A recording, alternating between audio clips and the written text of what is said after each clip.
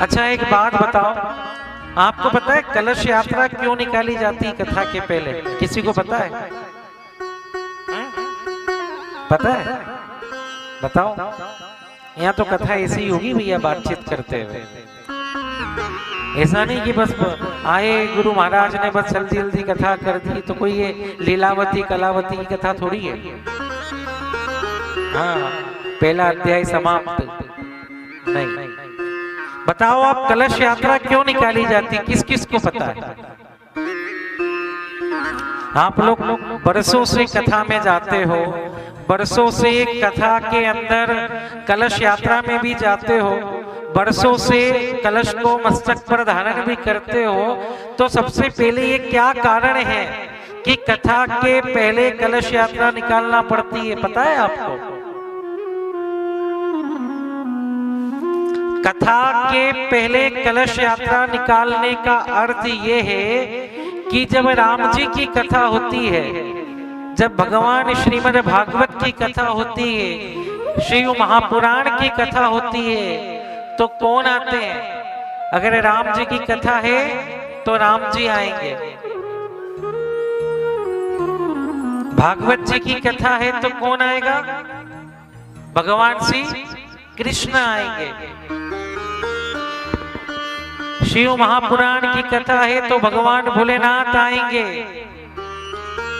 तो जब ये सब आते हैं ना, आप ध्यान रखना, अभी अभी यदि आपको पता चले कि इंदौर में प्रधानमंत्री आने वाले हैं, अभी आके गए, तो आपको पता है प्रधानमंत्री के आने के पहले कौन आता है? कौन आता है?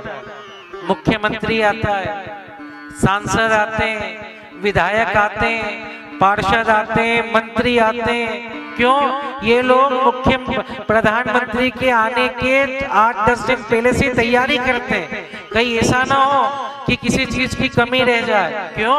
क्योंकि सरकार आने वाले हैं, रहता है ना। अरे भैया, अरे मोदी जी आने वाले हैं, चलो चलो तैयारी करो।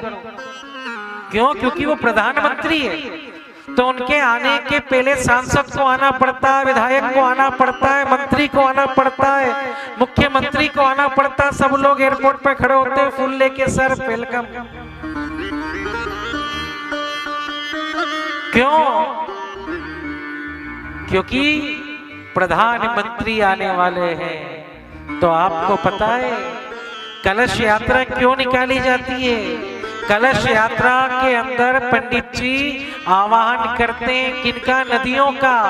वो नदियां कहती है, वो पर्वत कहते हैं कि हमारे सरकार यदि इंदौर जा रहे हैं तो हम लोग यहाँ पर रहकर क्या करेंगे?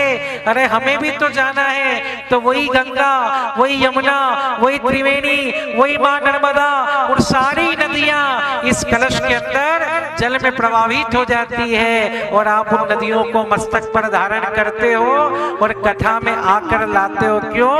क्योंकि नदियां कहती कि हमारे प्रियतम आने वाले हैं, उनके पहले हमें भी आना पड़ेगा। बोलो राधे राधे, जोर से बोलो, और जोर से।